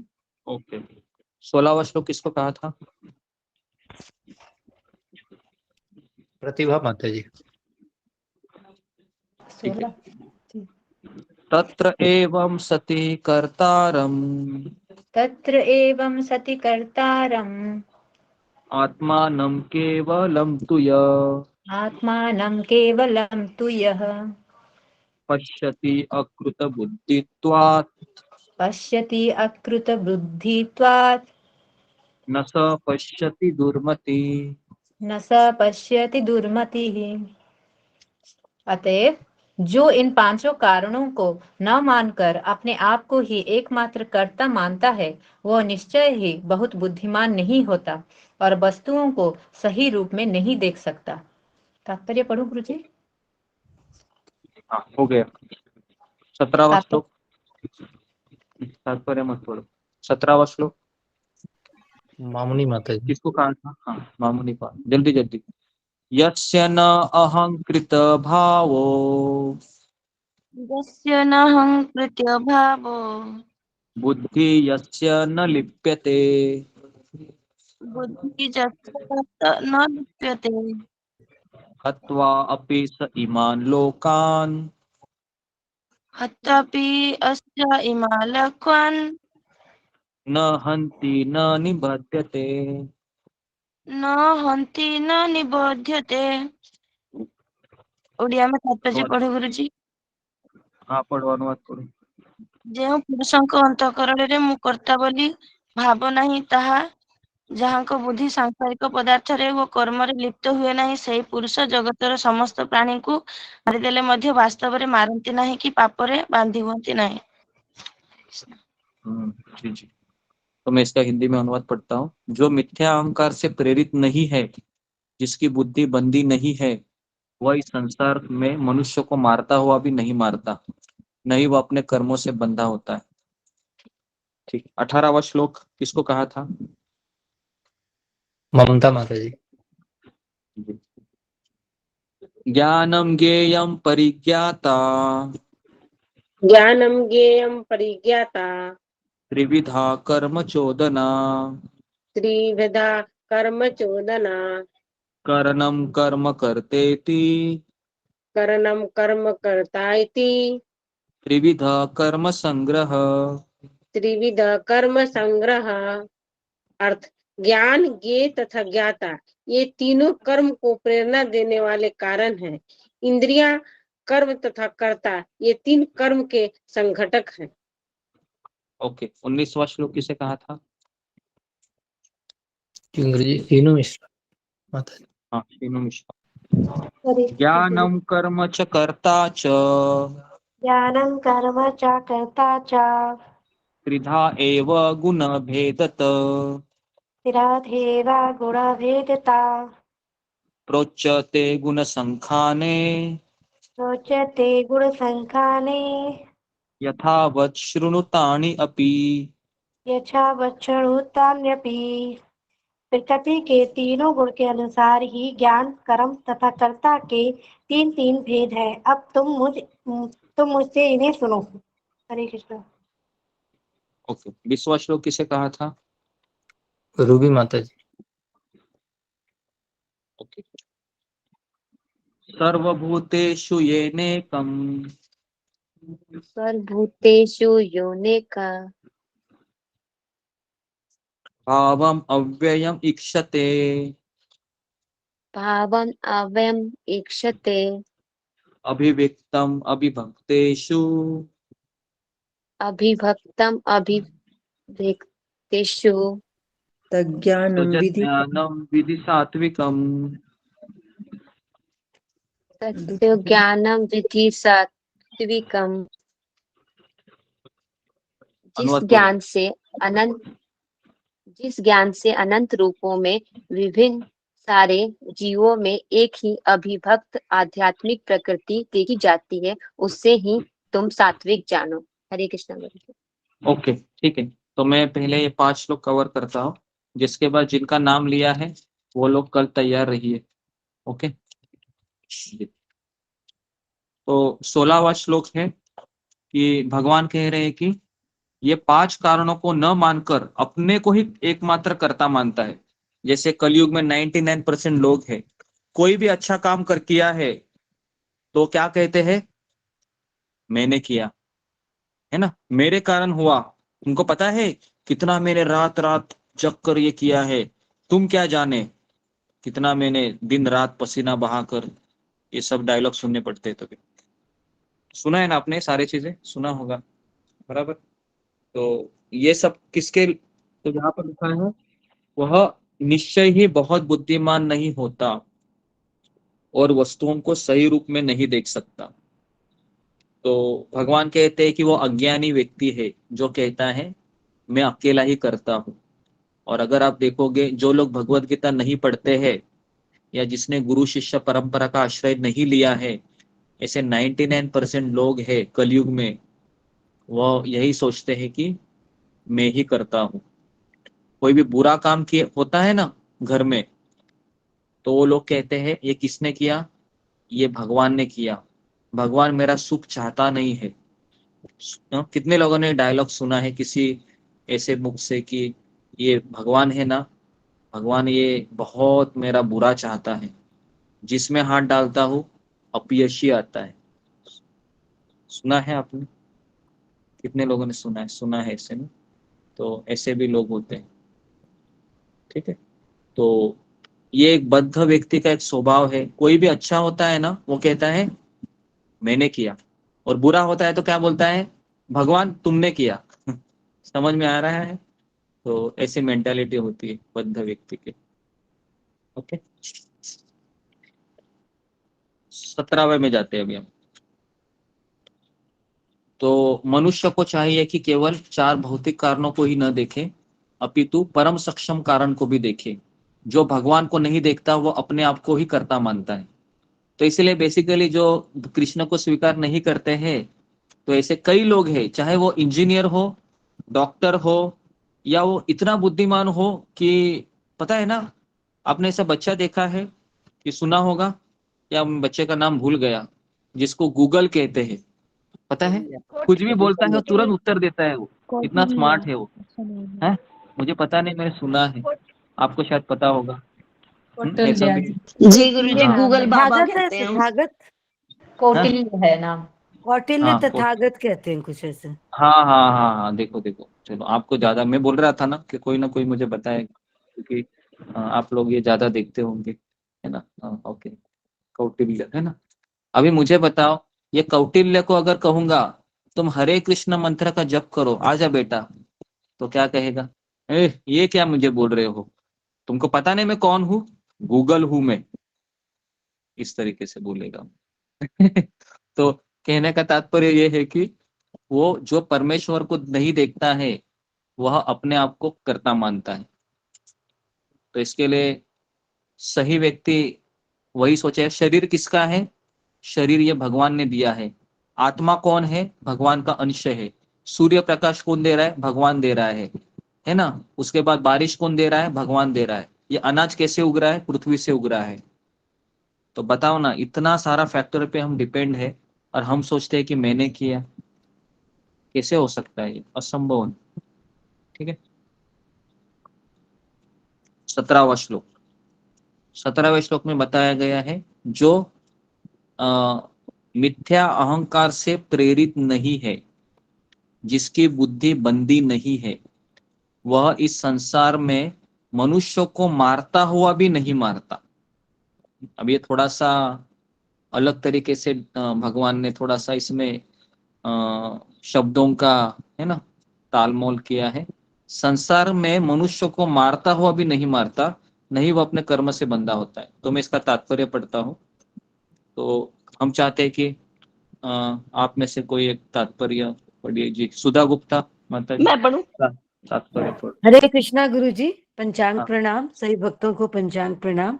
तात्पर्य इस बोलो। श्लोक में भगवान अर्जुन को बताते हैं कि युद्ध न करने की इच्छा अहंकार से उत्पन्न होती है। अर्जुन स्वयं को कर्ता मान बैठा था, लेकिन उसने अपने भीतर तथा बाहर परमात्मा के निर्देश पर विचार नहीं किया था। यदि कोई यह न जाने कि कोई परम निर्देश भी है तो वह कर्म क्यों करे। लेकिन जो व्यक्ति कर्म के उपकरणों को कर्ता रूप में अपने को तथा परम निर्देशक के रूप में परमेश्वर को मानता है, वह प्रत्येक कार्य को पूर्ण करने में सक्षम है। ऐसा व्यक्ति कभी मोहग्रस्त नहीं होता। जीव में व्यक्तिगत कार्यकलाप तथा उसके उत्तरदायित्व का उदय मिथ्या अहंकार से तथा ईश्वर विहीनता या कृष्ण भावनामृत के अभाव से होता है। जो व्यक्ति कृष्ण भावनामृत में परमात्मा या भगवान के आदेशानुसार कर्म करता है, वह वध करता हुआ भी वध नहीं करता, ना ही वह कभी ऐसे वध के फल भोगता है। जब कोई सैनिक अपने श्रेष्ठ अधिकारी सेनापति की आज्ञा से वध करता है तो उसको दंडित नहीं किया जाता, लेकिन यदि वही सैनिक स्वेच्छा से वध कर दे तो निश्चित रूप से न्यायालय द्वारा उसका निर्णय होता है। हरे कृष्ण गुरु जी। जी जी जी जी। तो एक लाइन में यहाँ पर बताया है कि वह इस संसार में मनुष्य को मारता है, मतलब वह बॉर्डर में खड़ा है, अभी हिंदू पाकिस्तान के बॉर्डर में खड़ा है, उसके हाथ में गन दिया है अभी, और वो क्या कर रहा है अभी वो पाकिस्तान के सैनिक को मार रहा है ना। और कितने लोगों को मार रहा है इसका कोई गिनती नहीं है। और मारने के बाद अभी वो सरकार उसको क्या करेगी, फांसी देगी क्या? सरकार इनाम उसको फांसी देगी। देगी? फांसी नहीं देगी, क्या देगी? इनाम देगी। इनाम। क्यों इनाम देगी? क्यों इसने इनाम देगी? देश की रक्षा की है। नहीं, देश की रक्षा तो किया है, लेकिन उसने अपने कर्तव्य सरकार को की पूरा किया। नहीं, सरकार की आज्ञा का पालन किया है। पालन किया है। आज्ञा का पालन किया है ना, तो इसके लिए वो जिम्मेदार ठहरेगा क्या? नहीं, है ना। बराबर है। अगर पति बोलता है पत्नी को कि तुम ये करो, मैं बोलता हूं ना करो, तो अगर पत्नी कुछ गलत करती है तो जिम्मेदार कौन है? वो पति जिम्मेदार है, पति है। क्योंकि उसने आज्ञा दिया था, है ना। अगर गुरु शिष्य को बोलता है तुम ये करो, और शिष्य करता है, आज्ञा का पालन करता है, तो उसमें कुछ हो भी जाता है गलत, है ना, तो उसके लिए गुरु को दायित्व, है ना, उसका लेना पड़ता है। तो गुरुजी उसमें कर्म नहीं लगता फिर उस चीज का? नहीं, कर्म नहीं लगता है ना, इसके लिए तो बताया गया ना, आज्ञा का पालन कर रहा है ना। अगर आप अपनी इच्छा से अभी वो मान लो उसको छुट्टी पड़ जाती है अभी, और वह बॉर्डर वाला व्यक्ति है, अपने गर्मियों की छुट्टी में वो घर में आता है और पड़ोसी के साथ उसका झगड़ा होता है, वो क्या करता है, वही गन उठाता है और पड़ोसी के गले में तान देता है। अभी क्या करेगी सरकार? उसको इनाम देगी? दंड देगी। अभी उसको बोलेगा भैया बोरा बिस्तर बंद करो, चलो मेरे साथ अभी जेल में चक्की पीसेंगे, है ना। इस तरीके से समझ में आया ना कहाँ प्रॉब्लम हो रहा है? अपने मन से काम करने में प्रॉब्लम है, आज्ञा पालन से इनाम मिल रहा है। अभी बोलो आप क्या करेंगे? आज्ञा पालन करेंगे या अपने मन से काम करेंगे? आज्ञा का पालन। आज्ञा का पालन करेंगे। ठीक है, ये भी देखेंगे, आज्ञा का पालन करेंगे, जिंदगी भर करना है। अगर मैं मान लो कि मेरा उम्र है 100 साल है, मैं 99 साल आज्ञा का पालन कर रहा हूँ और 1 साल में आज्ञा का पालन करना छोड़ देता हूँ, और तब क्या होगा बताइए? जैसे मान लो कोई एक वफादार सैनिक है, 99 ईयर वो बहुत अच्छे से सरकार की सेवा कर रहा है, लेकिन एक गलती उसने किया पड़ोसी के साथ, तो क्या होगा? वो 99 जो साल उसने ईमानदारी का वफादार उसने किया था, उसको देखेगी क्या सरकार? उसको नहीं देखेगी, बोलेगी कि तुमने ये जीरो क्या हो किया? जाएगा उसको सर। हाँ, जीरो हो तो जाएगा इसके सर। लिए जीरो हो जाएगा। सारी भक्ति जीरो हो जाएगी। हाँ, तो इसके लिए उसको बहुत जरूरी है कि आज्ञा का पालन करना है। तो इसके लिए ऐसा बताया जाता है कि अगर हमने राधानाथ महाराज का किताब पढ़ा होगा अनोखा सफर, तो उसमें महाराज खुद कहते हैं कि जब तक मेरा हृदय है समर्पित होने की इच्छा ही नहीं कर रहा है, तब तक महाराज वो सीखना चाह रहे थे। सीख रहे थे, वो सीख रहे थे, लेकिन महाराज को वृंदावन में ये भी पता चला कि मैं इस तरह से भटक रहा हूँ इस संसार में, तो मुझे गुरु की खोज करनी है। तो महाराज तभी जमुना के किनारे खड़े होकर राधा रानी को प्रार्थना करते हैं कि हे राधा रानी, आप वृंदावन की ईश्वरी है, मैं इसे यहाँ पर साधु का जीवन जी रहा हूँ, लेकिन जब तक गुरु नहीं मिलते हैं मेरा जीवन अधूरा रहेगा, तो आप ही मुझे है ना गुरु को प्राप्त कराने में सहायता कीजिए। तभी क्या होता है, तभी शील प्रभुपाद जी का बस आता है 15 अमेरिकन भक्तों के साथ, और महाराज आंखें खोलते हैं, तुरंत उनको प्रभुपाद जी के दर्शन होते हैं। समझ में आ रहा है? तो इसलिए आज्ञा पालन होना जरूरी है। तो मुझे बताइए कि आज्ञा कौन देता है? आज्ञा हमारा मन देता है क्या? अगर हमारे मन में इच्छा आई चलो हम वृंदावन जाते हैं, क्या होगा? वृंदावन जाके कुछ नहीं होगा, है ना। लेकिन अगर आपको आज्ञा आती है चलो वृंदावन चलना है हमको, भले आपका मन मान नहीं रहा है, लेकिन आज्ञा पालन करोगे तो क्या होगा? कृष्ण मिल जाएंगे। समझ में आ रहा है ना ये कैसे काम करता है? ध्यान से देखिए, ठीक है। तो इस तरीके से हमने आज 17 श्लोक हो गए, 18, 19, 20, 18वां श्लोक 3 मिनट बाकी है। तो गुरुदेव अभी आपने पूछा ना कि आज्ञा कौन देता है, तो इसमें शास्त्र, गुरु और तीसरे कौन है जो आज्ञा देता है हमें? हाँ, गुरु, साधु और शास्त्र। हाँ, 18वां श्लोक है। हरे कृष्ण गुरुदेव। हाँ जी। ज्ञानम, ज्ञेय तथा ज्ञाता, ये 3 कर्मों को प्रेरणा देने वाले। ज्ञान मतलब क्या? नॉलेज। नॉलेज मतलब क्या? ये गीता का नॉलेज। ज्ञेय मतलब क्या है कि ये ज्ञान का लक्ष्य क्या है? कौन बताएगा मुझे ज्ञान का लक्ष्य क्या है? ये हम जो पढ़ रहे हैं गीता इतना 1-1 घंटा रोज रोज, क्या लक्ष्य है इसका? गोलोक जाना। इसका लक्ष्य क्या है? इसका लक्ष्य है भगवान कि जय भगवान के बारे में जानना, भगवान को प्राप्त करना है जी। ज्ञान का लक्ष्य क्या है? भगवान को प्राप्त करना है। हाँ, भगवान को प्राप्त करना है। और तीसरा क्या है? ज्ञाता। ज्ञानम, ज्ञेयम और परिज्ञाता। परिज्ञाता मतलब एक्चुअली ज्ञेय मतलब ज्ञान का लक्ष्य। ज्ञान का लक्ष्य क्या है? भगवान को प्राप्त करना। और परिज्ञाता मतलब मैं कैसे अभी भगवान को प्राप्त कर सकता हूँ, क्या उसकी कैसे मैं जान सकता हूँ। तो भगवान कहते हैं कि ये 3 कर्मों को प्रेरणा देने वाले हैं कारण, और इसके भगवान कहते हैं कि 3 घटक है। पहला है इंद्रिया, दूसरा है कर्म तथा तीसरा है कर्ता। तो थोड़ा सा मैं इसको एक्सप्लेनेशन दे रहा हूँ कि आपको शायद ये समझ में नहीं आएगा, थोड़ा सा क्लिष्ट है। इंद्रिय, कर्म और क्या बोले आपने? इंद्रिया, कर्म और कर्ता। तो अभी देखिए, आप लिखिए पहले ज्ञान मतलब क्या है? गीता का ज्ञान ब्रैकेट में लिखिए। ज्ञेय मतलब क्या है? ज्ञेय मतलब कि ज्ञान का लक्ष्य है कृष्ण प्राप्ति, ब्रैकेट में लिखिए। ज्ञेय मतलब कृष्ण की प्राप्ति, और ज्ञाता मतलब कृष्ण को प्राप्त मैं कैसे करूं, वह जानना का विषय, परिज्ञाता। ठीक है। तो और उसके नीचे लिखिए, ऐसा एरो कीजिए, ऐसे 3 एरो कीजिए और ब्रैकेट में लिखिए फिर ये हमारे कर्म को प्रेरणा देते हैं। प्रेरणा मतलब मोटिवेट करते हैं, है ना। ज्ञान, ज्ञेय और ज्ञाता। जैसे अभी मान लो भौतिक उदाहरण ले लूं मैं, ज्ञान मतलब क्या है? जैसे मुझे पढ़ाई करनी है और इंजीनियर बनना है, डॉक्टर बनना है, तो ये ज्ञान हो गया। ज्ञेय क्या है? इस ज्ञान से क्या करूंगा मैं? डॉक्टर बनूंगा, ज्ञेय। ज्ञाता क्या है? ज्ञाता मतलब कैसे मैं डॉक्टर बनूंगा, क्या क्या करना पड़ेगा मुझे, कौन सी किताबें पढ़नी होगी, तो ये है ज्ञाता। ठीक है। तो अभी मैंने एक भौतिक उदाहरण देके समझाया आपको ये 3 विषय। ठीक है। अभी मैं आगे बढ़ता हूं कि अभी मुझे 3 चीजें करनी है, तो उसके लिए मुझे क्या क्या लगेगा? तो आगे लाइन, नीचे लाइन में लिखे इंद्रिया लगेंगी। इंद्रिया मतलब क्या है? हाथ, पैर, है ना, दिमाग, उसके बाद आंख, नाक, ये सारी इंद्रिया भी लगेगी ना, तभी तो ये काम होगा। और क्या लगेगा? कर्म, कुछ करना भी होगा, सोचने से थोड़ी ना होता है। अगर मैं सोचूंगा कृष्ण मुझे मिलेंगे एक दिन, मिलेंगे मिलेंगे मिलेंगे, लेकिन सुबह कभी उठूंगा ही नहीं, तो मिलेंगे क्या?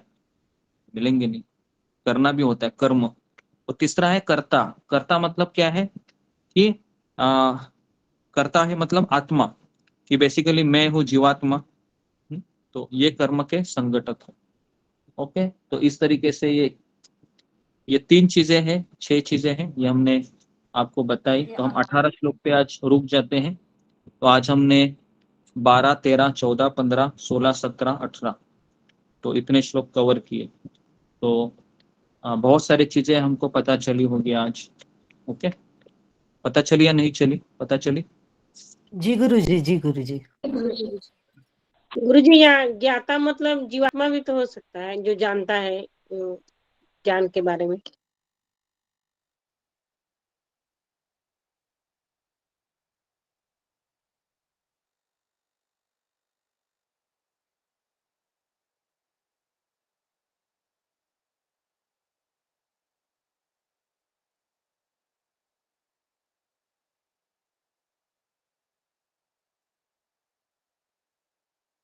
गुरुजी आप म्यूट है। हो गया, ओके जी। तो ज्ञाता मतलब जीवात्मा नहीं है, परिज्ञाता अलग है। और जी, तो ये जो भगवत गीता हम आपको पढ़ाते हैं कृष्ण की कृपा से और भगवान की कृपा से, तो इसको हम और जितने भी मैंने पिछले भी लेक्चर दिए हैं इसी के ऊपर, अभी मैं 18 अध्याय है तीसरी बार ले रहा हूँ, है ना। तो हर चीज में अलग अलग चीजें मैं बताता हूँ, एक्सप्लेनेशन करता हूँ, है ना। तो इसको आप अच्छे से पढ़िए। गीता गीता पढ़ने से क्या होगा ना, कि जीवन में कुछ तकलीफ आएगी ना, तो आप सोचोगे कि ठीक है, मैं तो जीवात्मा हूँ, शरीर तो नश्वर है, तो मैं क्यों इतना टेंशन लेके बैठूं, है ना, इस तरीके से। तो ये 18 श्लोक हो गए। किसी का कुछ प्रश्न है तो फिंगर को रेस कीजिए, मैं यहाँ पर रुक जाता हूँ। ओके जी। जी, फिंगर को रेस कीजिए। जी, कृष्ण मोहन प्रभु। जी, धन्यवाद प्रणाम गुरु जी, सभी भक्तों को धन्यवाद प्रणाम। अब गुरु जी, क्या हमारे स्वजन हमारे पूर्व जन्म के इच्छित या अनिश्चित फल है, जो हमारे स्वजन है, जो हमारे कुटुंब है हमारे साथ, वो हमारे पूर्व जन्म के इच्छित या अनिश्चित फल में आते हैं?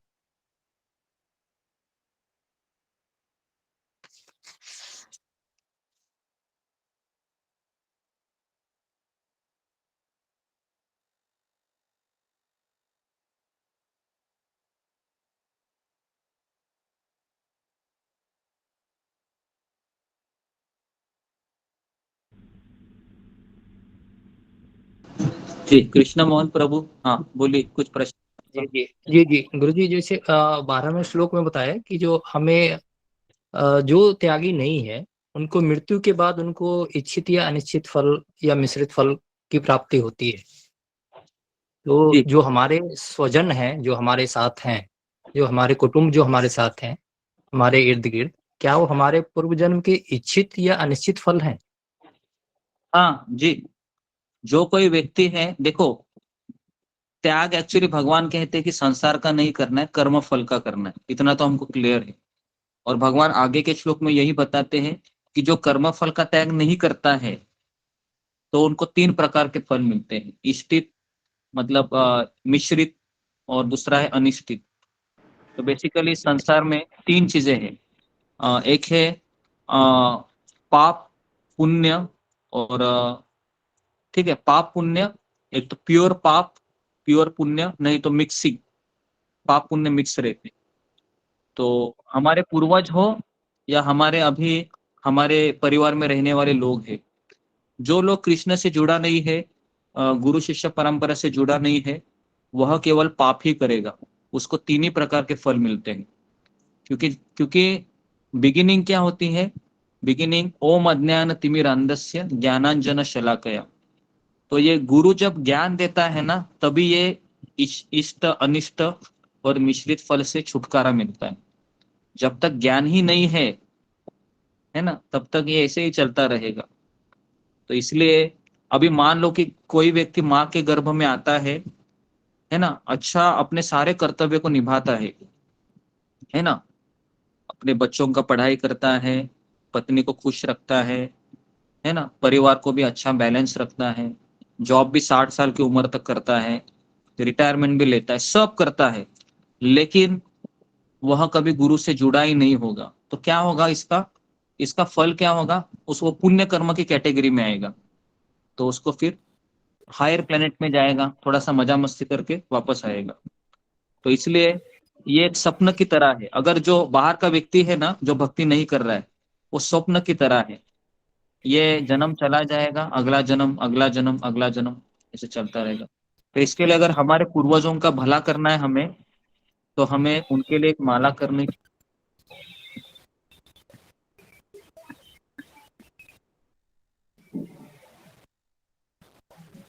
खोज कराना चाहिए, है ना कुछ ऐसा चीजें करना चाहिए। देखो, आप सभी के पूर्वज है ना, ऊपर से देख रहे हैं आपको कि आप गीता पढ़ रहे हो, तो आपसे चाहते हैं कि ये मेरा कुछ तो भला करे। समझ में आ रहा है ना? तो इसके लिए ये आप लोगों का जिम्मेदारी है कि आप अपने पूर्वजों के ऊपर भी ध्यान दें। गुरुजी माला कब कब करनी है, या फिर कौन सी भी? माला मतलब आप उनका नाम ले सकते हैं कि जैसे मेरी माँ है, आपकी माँ है, आपका पिताजी है, आपके दादाजी है ना? या फिर ऐसा कहा जाता है कि जो व्यक्ति भगवान के कृष्ण को समर्पित है, उसकी 21 पीढ़ियां मुक्त हो जाती है। कितना? 21 पीढ़ियां। तो 21 पीढ़ी मतलब समझ में आया ना? आपके मायके के, ससुराल के भी उसमें आ जाते हैं सारे। तो इसके लिए अगर कोई लेडीज है, कोई जेंट्स है, अगर अच्छा भक्ति करता है केवल, तो वो अकेला भक्ति करने से भी 21 पीढ़ियां मुक्त होती है। तो इसके लिए अगर किसी परिवार में कृष्ण भक्त जन्म लेता है ना, तो आपके पूर्वज है ना, वो ढोल नगाड़े बजाने लगते हैं ऊपर। पता है क्यों? उनको पता है कि ये व्यक्ति मेरे घराने में जन्म लिया है ना, तो मैं जल्दी से जल्दी मुक्त हो जाऊंगा यहाँ से। और हम छोटी छोटी बात के लिए सत्संग को पीठ दिखाते हैं। तो पीठ दिखाने के बाद क्या होगा? वो पूर्वज वापस थोड़ा सा ये हो जाते हैं, टेंशन पे आते हैं, बाप रे, ये वापस छोड़ दिए सत्संग, वापस छोड़ दिया, कभी आएगा अभी ये? तो इसके लिए एटलीस्ट हम दूसरों के लिए तो हम करना चाहिए ये, है ना? तो बाकी के शादी त्योहार ये तो चलता ही रहेगा, और हम करोड़ों जन्म ये किए हैं, करोड़ों जन्म में शादी में भी गए हैं, पार्टी भी किया है, सब किया है। हाँ, एक जन्म हमको कृष्ण को देना है, और इसके लिए आपको सुबह 4 बजे उठना चाहिए। अगर आपको सही में लगता है कि मैं कुछ करूँ जीवन में, है ना, तो आपको 4 बजे हाजिरी लगानी है, माला करनी है। उतना भी आप करोगे ना, तो भी आपका मनुष्य जीवन है सार्थक हो जाएगा। ठीक है जी। अगला प्रश्न है। पर गुरु जी, लो। पूर्वज तो पुनर्जन्म ले चुके होंगे, किसी देह में होंगे। पूरा जन्म ले लो, नहीं तो कितने भी जन्म ले लो, अगर आप मान लो माला अभी करते हैं उनके लिए, तुरंत उनका मुक्ति हो जाता है। मान लो कि जैसे एक बार जनक महाराज है ना, वह स्वर्गलोक चले गए, और वहां पर उन्होंने देखा कि कई लोग हैं वो पीड़ित थे। तो उन्होंने यमराज को कहा कि इनकी पीड़ा मुझे देखी नहीं जा रहे हैं, बताइए इनकी मुक्ति का उपाय क्या है? तो यमराज जी बोले, जनक महाराज, आपने इतना भगवान का भक्ति किया है, कोई एक चीज है ना, एक हरि नाम का जो फल है, आप इनके लिए डेडिकेट करो। जनक महाराज कहे, करो, अभी जल्दी से जल्दी करो। तो यमराज जी कर देते हैं तुरंत, और सारे जो आत्मा है जो पीड़ित होते हैं, सब मुक्त हो जाती है। समझ में आ रहा है ना? इतना फल है, आप सोच जी सकते गुरु हो। जी। तो इसके लिए हमें इसको ऐसा नहीं समझना चाहिए, कुछ दिख नहीं रहा है ना, प्रॉब्लम क्या है, हम हरि नाम ले रहे हैं, हरे कृष्णा हो गया, क्या हो रहा है किसी को कुछ पता नहीं चल रहा है। तो इसके लिए हम सोच रहे हैं कि क्या एक सही में काम करेगा? आप ऐसा मत सोचिए। आप रोज उठते हैं, रोज जपा करते हैं ना, ये काउंटिंग हो रहा है, हिसाब किताब चल रहा है इसका। आप भले इससे अपरिचित हो, लेकिन हो रहा है। तो उसके लिए इसको अन्यथा मत लो, बहुत सीरियसली ले लो। नहीं तो क्या होगा, इतना अच्छा अवसर मिला है, इतना अच्छा सत्संग मिला है, इतना अच्छा ज्ञान आपको मिल रहा है, मिस हो जाएगा। और आप सोचिए, पूरे ब्रह्मांड में आप घूमोगे ना, तो इस तरीके से ज्ञान नहीं मिलता है, कोई नहीं देता है ऐसे, केवल प्रभुपाद जी की कृपा से ही हो रहा है। प्रभुपाद ने ही इतना हमको मोटिवेट किया है ये सब चीजें करने के लिए। तो इसके लिए इसको गंभीरता से लीजिए, है ना? एक जन्म हमको जी गुरु केवल जी। देना है भगवान को, है ना? जी गुरु जी। ठीक है जी। नेक्स्ट,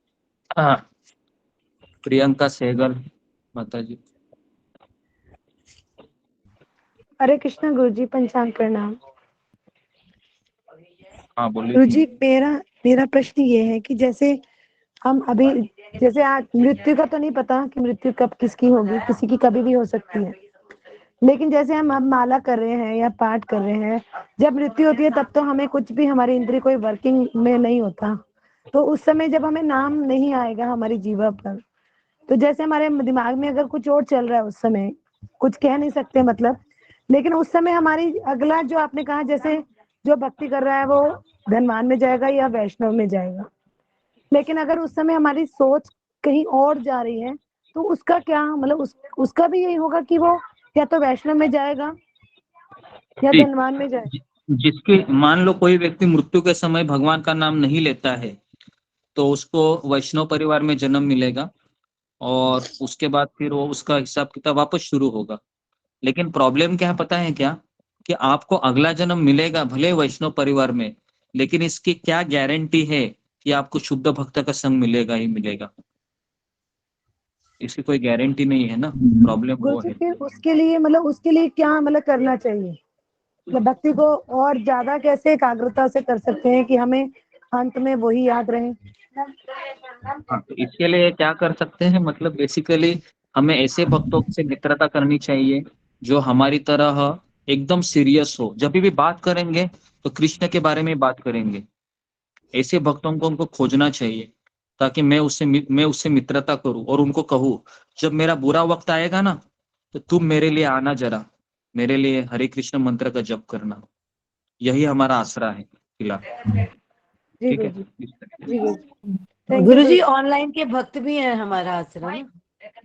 हाँ, ऑनलाइन के भक्त ही है, तो इसके लिए हमने कहा कि मान लो कोई बीमार होते हैं तो हम यहाँ पर प्रार्थना करते हैं, और मान लो कोई आईसीयू में भी एडमिट होता है तो भी आप क्या कीजिए, थोड़ा सा कैमरा ओपन कीजिए, हम सारे भक्त उसके लिए कीर्तन करेंगे, है ना। वो जो मोबाइल है उनके कान में लगा दीजिए, ठीक है ना, और सारे भक्त कीर्तन करते करते सुनते सुनते वो शरीर छोड़ दिया तो कहाँ जाएगा वो? भगवत धाम ही जाएगा, गुरुजी बराबर ना। जैसे तो हमारा, अब ऐसा, हाँ, नहीं तो इसके जैसे लिए आप कोई ऐसा व्यक्ति मत सोचिए।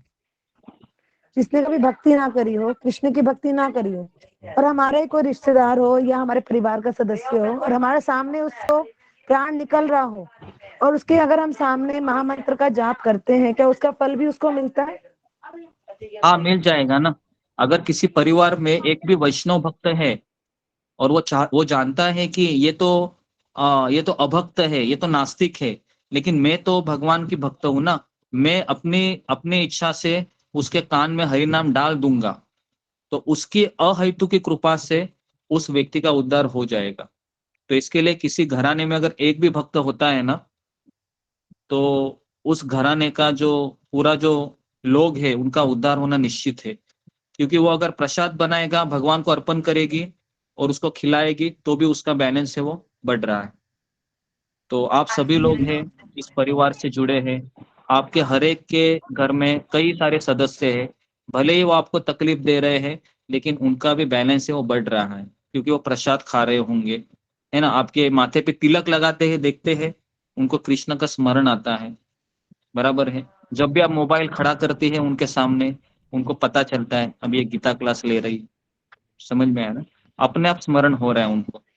तो इसके लिए परिवार में अगर एक भक्त भी है तो भी उसका उद्धार होना निश्चित है, ठीक है। तो गुरुजी कोई तो तो ज्यादा भी ही तकलीफ देता है तो क्या करेंगे अभी? ये अभी इसके ऊपर तो मैंने काफी बार बताया है कि कृष्ण की इच्छा से जीवन में तकलीफ आती है, और मैंने अभी अभी बताया कृष्ण के लिए हर एक का क्वेश्चन पेपर अलग अलग होता है, ठीक है। तो इसके लिए मैं यहाँ पर रुक जाता हूँ, अभी 4:15 हो हुए हैं। तो आज का लेक्चर है, हमने 8 श्लोक चर्चा किए, ठीक है। तो नेक्स्ट टाइम हम और प्रश्न ले लेंगे, क्योंकि मैं अभी सुबह से बोल ही रहा हूँ, तो थोड़ा सा मैं भी मेरे मुंह को आराम देता हूँ, नहीं तो पता नहीं मेरा हरे हरे कृष्णा गुरुजी, मेरा 2 सवाल था, मैं रिकॉर्डिंग करके भेज दूं क्योंकि मुझे थोड़ा हाँ ठीक है, रिकॉर्डिंग कर लेंगे। जी जी गुरुजी। ओके, हरे कृष्णा हरे कृष्णा हरे कृष्णा कृष्णा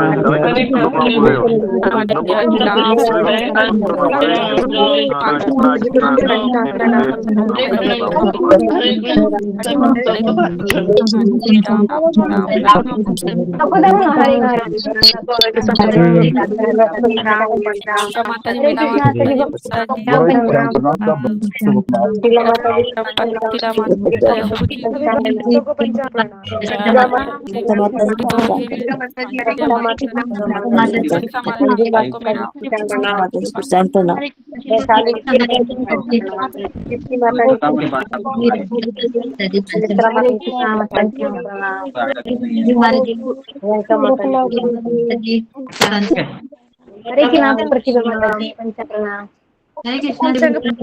प्रणाम।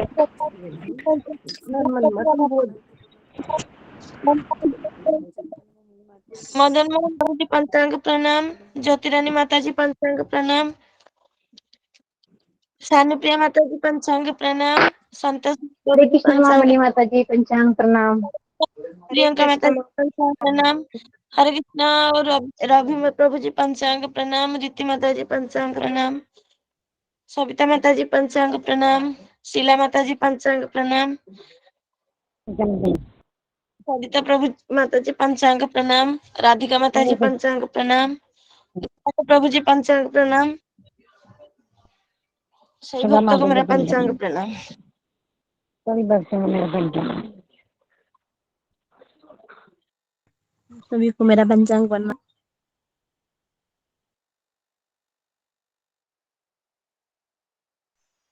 हरे कृष्ण सभी भक्तों को पंचांग प्रणाम।